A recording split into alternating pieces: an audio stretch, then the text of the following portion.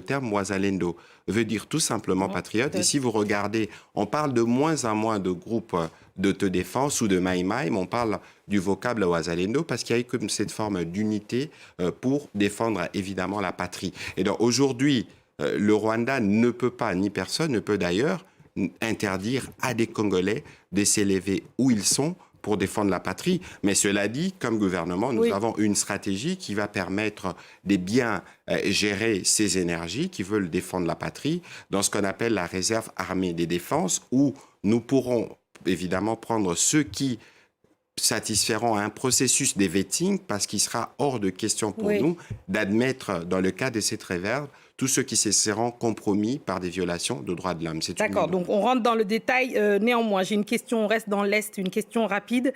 Il y a une délégation, une forte délégation de ministres qui sont allés à Uvira, justement, calmer cette tension des Wazalendo, qui sont contre la nomination du général Gazita. Est-ce qu'il faut lâcher le général Gazita?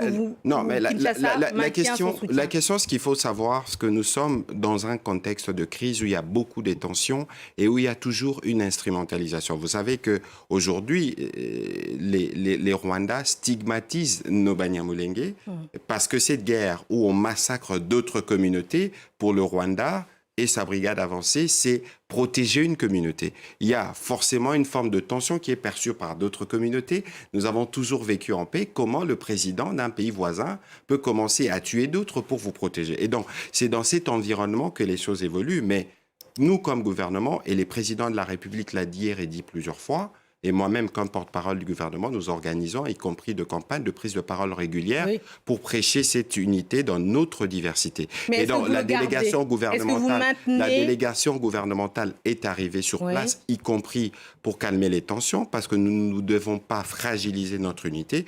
Évidemment, il y a des mesures qui pourront être prises dans l'ordre. Est-ce que ça veut dire, répondez-moi Patrick Muyaya là-dessus, est-ce que le gouvernement congolais maintient son soutien au général Gazita? C'est ça que je veux savoir.